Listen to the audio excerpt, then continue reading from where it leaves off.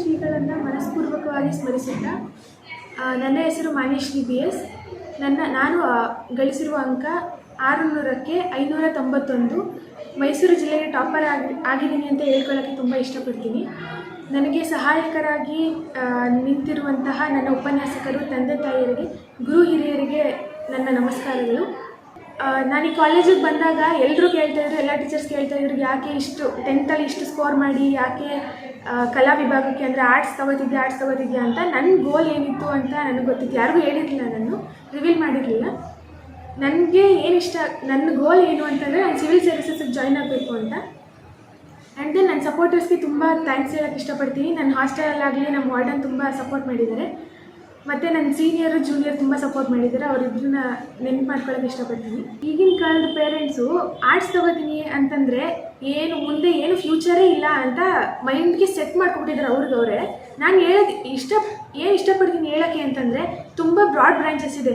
ಒಂದು, ನಿಮ್ಮ ಮಗು ಆಡಳಿತ ಕ್ಷೇತ್ರದಲ್ಲಿ ಸಾಧನೆ ಮಾಡ್ಬೋದು ಅಲ್ವಾ, LLB ಮಾಡ್ಬೋದು, ಹೋಟೆಲ್ ಮ್ಯಾನೇಜ್ಮೆಂಟ್ ಮಾಡ್ಬೋದು. ಈಗ ಜಾಸ್ತಿ ಓಡ್ತಾ ಇರೋದೇ ಇದು. ಈ ಸೊಸೈಟಿನ ತೊಗೊಂಡ್ರೆ ಸೊಸೈಟಿನೇ ಬೇಡ ಅನ್ನತ್ತೆ. ಕಲಾ ವಿಭಾಗ ಅಂತಂದರೆ ಏನು ಟೀಚಿಂಗಾ, ಲೆಕ್ಚರಿಂಗಾ, ಇಷ್ಟೇ. ಟೀಚಿಂಗ್, ಲೆಕ್ಚರಿಂಗ್, ಆ ಪೋಸ್ಟ್ ಪ್ರೊಫೆಸರ್ ಪೋಸ್ಟ್ ಇಲ್ವಾ ಸರ್? ಅದು ಇದೆ ಅಲ್ಲ ಸರ್, ಅದನ್ನು ಮಾಡ್ಬೋದು. ಈಗ ಪ್ರಾಪಂಚಿಕವಾಗಿ ಸರ್ವೈವ್ ಮಾಡ್ಬೋದು. ಹೇಳ್ಬೇಕಂದ್ರೆ ಎಲ್ಲಿ ಬೇಕಾದರೂ ಹೋಗಿ ಬದುಕ್ತೀನಿ ಅನ್ನೋ ಶಕ್ತಿ ನಮಗಿರುತ್ತೆ. ಸೈನ್ಸ್ ಅವರಾದರೆ ಲ್ಯಾಬ್ಗೆ ಸೀಮಿತ ಆಗ್ಬಿಟ್ಟಿರ್ತಾರೆ. ಅಕೌಂಟ್ಸ್ ಕಾಮರ್ಸ್ ಅವರಾದರೆ ಅಕೌಂಟ್ಸು, ಕ್ಯಾಲ್ಕುಲೇಟರ್ಗೆ ಸೀಮಿತ ಆಗ್ಬಿಟ್ಟಿರ್ತಾರೆ. ಆದರೆ ಕಲಾ ವಿಭಾಗದವ್ರು ಹಂಗಲ್ಲ. ಅದನ್ನ ಪ್ರೂವ್ ಮಾಡಬೇಕು ಅಂತಂದರೆ ಪೋಷಕರು ಸಹಾಯ ಮಾಡಬೇಕು. ಮೊದಲು ನಿಮ್ಮ ಮಕ್ಳಿಗೆ ಏನಿಷ್ಟ ಅದನ್ನು ಅಕ್ಸೆಪ್ಟ್ ಮಾಡಿ ಅದನ್ನು ತಗೊಳ್ಳೋಕ್ಕೆ ಮುಂದೆ ಅದರಲ್ಲೇ ಸಾಧನೆ ಮಾಡ್ತಾರೆ ನನ್ನ ಮಕ್ಕಳು ಅನ್ನೋ ಕಾನ್ಫಿಡೆಂಟ್ ಪೇರೆಂಟ್ಸ್ಗಿದ್ರೆ ಏನು ತಗೊಂಡ್ರು ಬೇಡ ಅಂತ ಹೇಳೋ ಪೇರೆಂಟ್ಸ್ ಇರೋದೇ ಇಲ್ಲ.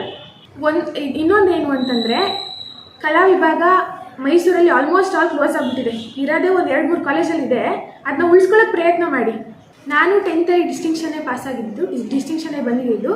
ಆವಾಗ ಎಲ್ಲ ಸೊಸೈಟಿ, ನನ್ನ ಪೇರೆಂಟ್ಸ್, ಇವನ್ ನನ್ನ ಅಮ್ಮ ಬೇಡ ಅಂತಂದರು, ಅಪ್ಪ ಸಪೋರ್ಟ್ ಮಾಡಿದ್ರು, ಅಮ್ಮ ಆರ್ಟ್ಸ್ ಬೇಡ ಅಂತಂದರು. ಆದರೂ ನಾನು ಹಠ ಮಾಡೇ ಕಲಾ ವಿಭಾಗಕ್ಕೆ ಸೇರ್ಕೊಂಡಿದ್ದು, ಈ ಕಾಲೇಜಿಗೆ ಬಂದು ಸೇರ್ಕೊಂಡಿದ್ದು. ಆವಾಗ ಎಲ್ಲ ಬೇಡ ಅಂತಂದ್ರು ತಗೊಂಡೆ. ಇವಾಗ ಇಡೀ ಮೈಸೂರಿಗೆ ತಿರುಗಿ ನೋಡ್ತಿದ್ದೆ, ಅದೊಂದು ಹೆಮ್ಮೆ, ಖುಷಿ ವಿಷಯ ಅಂತ ಹೇಳಕ್ಕೆ ಇಷ್ಟಪಡ್ತೀನಿ. ನೆಕ್ಸ್ಟು ದೇಶನೇ ತಿರುಗಿ ನೋಡೋ ಥರ ಮಾಡ್ತೀನಿ ಅನ್ನೋ ಕಾನ್ಫಿಡೆಂಟ್ ನನಗಿದೆ. ಆ್ಯಂಡ್ ನಿಮ್ಮೆಲ್ಲರ ಆಶೀರ್ವಾದ ಬೇಕು. ಸುತ್ತೂರು ಗುರುಪರಂಪರೆಗೆ ಭಕ್ತಿಪೂರ್ವಕ ಪ್ರಣಾಮಗಳನ್ನು ಸಲ್ಲಿಸ್ತಾ, ನನ್ನ ಆರಾಧ್ಯ ದೈವ ಪರಮಪೂಜ್ಯ ಜಗದ್ಗುರು ಶಿವರಾತ್ರಿ ದೇಶಿಕೇಂದ್ರ ಮಹಾಸ್ವಾಮಿಗಳವರ ಆಶೀರ್ವಾದದಿಂದ JSS ಮಹಾವಿದ್ಯಾಪೀಠದ ಅಧಿಕಾರಿ ವರ್ಗದವರ ಮಾರ್ಗದರ್ಶನದಲ್ಲಿ ಪ್ರಸ್ತುತ ವರ್ಷದಲ್ಲಿ ಸರಸ್ವತಿಪುರಂನ JSS ಮಹಿಳಾ ಪದವಿ ಪೂರ್ವ ಕಾಲೇಜಿನಲ್ಲಿ ದ್ವಿತೀಯ PUC ವಾರ್ಷಿಕ ಪರೀಕ್ಷೆಯಲ್ಲಿ ಹಾಜರಾದಂಥ 401 ವಿದ್ಯಾರ್ಥಿಗಳ ಪೈಕಿ 361 ವಿದ್ಯಾರ್ಥಿಗಳು ಉತ್ತೀರ್ಣರಾಗಿದ್ದು, ಕಲಾ, ವಾಣಿಜ್ಯ ಮತ್ತು ವಿಜ್ಞಾನ ವಿಭಾಗದಲ್ಲಿ 105 ವಿದ್ಯಾರ್ಥಿನಿಯರು ಡಿಸ್ಟಿಂಕ್ಷನನ್ನು ಪಡೆಯುವುದರ ಮೂಲಕವಾಗಿ ಕಾಲೇಜಿನ ಕೀರ್ತಿ ಪತಾಕೆಯನ್ನು ಎತ್ತಿ ಆರಿಸಿದ್ದಾರೆ. ಅದರಲ್ಲಿ 212 ವಿದ್ಯಾರ್ಥಿನಿಯರು ಪ್ರಥಮ ದರ್ಜೆಯಲ್ಲಿ ಉತ್ತೀರ್ಣರಾಗಿದ್ದಾರೆ. 40 ವಿದ್ಯಾರ್ಥಿನಿಯರು ದ್ವಿತೀಯ ದರ್ಜೆಯಲ್ಲಿ ಉತ್ತೀರ್ಣರಾಗಿದ್ದಾರೆ. ಕಾಲೇಜಿಗೆ ಮತ್ತು ಇವರ ತಂದೆ ತಾಯಿಗೆ ಗೌರವವನ್ನು ತಂದಿರತಕ್ಕಂಥ ಈ ಸಂದರ್ಭದಲ್ಲಿ ಎಲ್ಲ ವಿದ್ಯಾರ್ಥಿನಿಯರಿಗೆ ನಾನು ಅಭಿನಂದನೆಗಳನ್ನು ಸಲ್ಲಿಸ್ತೇನೆ. ಬಹಳ ಮುಖ್ಯವಾಗಿ ಪ್ರಸ್ತುತ ವರ್ಷ ಮಾನ್ಯಶ್ರೀ BS ಎನ್ನುವಂಥ ವಿದ್ಯಾರ್ಥಿನಿ ಜಿಲ್ಲೆಗೆ ಪ್ರಥಮ ಸ್ಥಾನವನ್ನು ಪಡೆದು ಅಂದರೆ ಟಾಪರ್ ಆಗಿದ್ದಾಳೆ.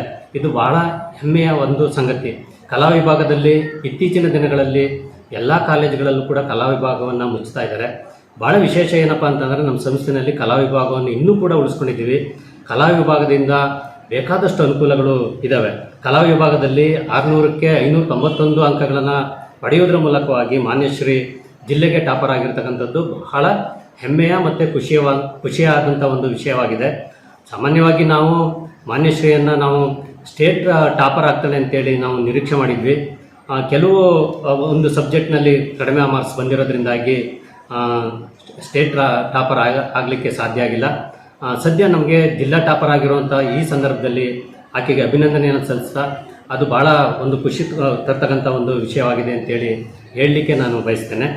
ಹಾಗೆಯೇ ಕಲಾ ವಿಭಾಗದಲ್ಲಿ ಇತ್ತೀಚಿನ ದಿನಗಳಲ್ಲಿ ವಿದ್ಯಾರ್ಥಿಗಳು ದಾಖಲಾತಿ ಕಡಿಮೆ ಆಗ್ತಾ ಇದೆ. ಕಲಾ ವಿಭಾಗವನ್ನು ಆಯ್ಕೆ ಮಾಡ್ಕೊಳ್ಳೋರ ಸಂಖ್ಯೆನೂ ಕೂಡ ಕಡಿಮೆ ಆಗ್ತಾ ಇದೆ. ಈ ಸಂದರ್ಭದಲ್ಲಿ ಮಾನ್ಯಶ್ರೀ ಮತ್ತು ಇನ್ನಿತರ ವಿದ್ಯಾರ್ಥಿನಿಯರು ಒಟ್ಟು ನಮ್ಮ ಕಾಲೇಜಿನಲ್ಲಿ 14 ಜನ ವಿದ್ಯಾರ್ಥಿನಿಯರು ಡಿಸ್ಟಿಂಕ್ಷನ್ ಬಂದಿದ್ದಾರೆ ಕಲಾ ವಿಭಾಗದಿಂದ. ಇದು ನಮ್ಮ ಕಾಲೇಜಿನಲ್ಲಿ ಇನ್ನೂ ಕೂಡ ಕಲಾ ವಿಭಾಗ ಭಾಳ ಶಕ್ತಿಶಾಲಿಯಾಗಿದೆ ಅಂತೇಳಿ ಹೇಳಲಿಕ್ಕೆ ಬಯಸ್ತೇನೆ. ಇಂಗ್ಲೀಷ್ ಮಾಧ್ಯಮ ಮತ್ತು ಕನ್ನಡ ಮಾಧ್ಯಮ ಎರಡೂ ಕೂಡ ಇದೆ.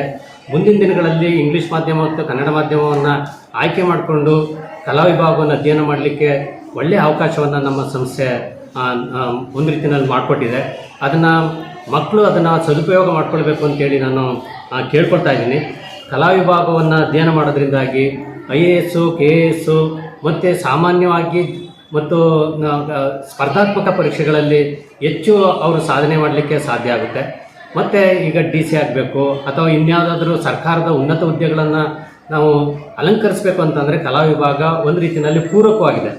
ಆ ಕಲಾ ವಿಭಾಗವನ್ನು ಆಯ್ಕೆ ಮಾಡಿಕೊಂಡು ಇತ್ತೀಚಿನ ದಿನಗಳಲ್ಲಿ ವಿದ್ಯಾರ್ಥಿಗಳು ಸಾಧನೆ ಮಾಡಲಿಕ್ಕೆ ಅವಕಾಶಗಳು ವಿಪುಲವಾಗಿವೆ. ಅದನ್ನು ಸದುಪಯೋಗ ಮಾಡಿಕೊಳ್ಬೇಕು ಅಂತೇಳಿ ನಾನು ವಿದ್ಯಾರ್ಥಿಗಳಿಗೆ ತಿಳಿಸಲಿಕ್ಕೆ ಬಯಸ್ತೇನೆ.